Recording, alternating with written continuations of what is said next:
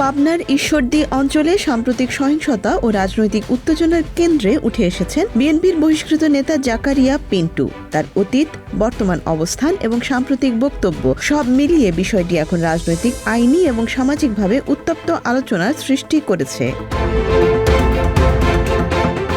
জাকারিয়া পিন্টুর বিরুদ্ধে সবচেয়ে আলোচিত অভিযোগটি আসে 1994 সালের একটি ঘটনাকে ঘিরে। ওই বছর 23 সেপ্টেম্বর তৎকালীন বিরোধী দলীয় নেতা শেখ হাসিনাকে বহনকারী ট্রেনে ঈশ্বরদীতে গুলি ও বোমা হামলার ঘটনা ঘটে। এই ঘটনায় দায়ের করা মামলায় দীর্ঘ বিচার প্রক্রিয়া শেষে 2019 সালে একটি বিশেষ ট্রাইব্যুনাল জাকারিয়া পিন্টু সহ কয়েকজনকে মৃত্যুদণ্ড দেয়, অর্থাৎ আদালতের রায়ে তাকে হত্যা চেষ্টার দায়ে দোষী সাব্যস্ত করা হয়েছিল।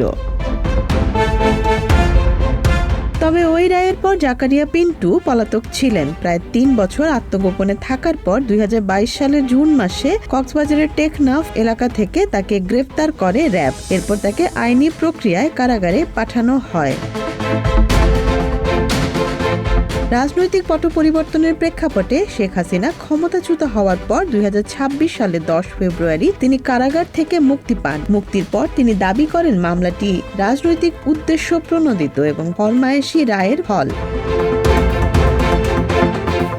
রাজনৈতিক পরিচয়ের দিক থেকে তিনি একসময় পাবনা জেলা বিএনপির যুগ্ম সম্পাদক এবং ঈশ্বরদী পৌর বিএনপির সাধারণ সম্পাদক ছিলেন, কিন্তু দলীয় সিদ্ধান্ত অমান্য করে 2026 সালের নির্বাচনে স্বতন্ত্র প্রার্থী হিসেবে অংশ নেওয়ায় তাকে বিএনপি থেকে বহিষ্কার করা হয়।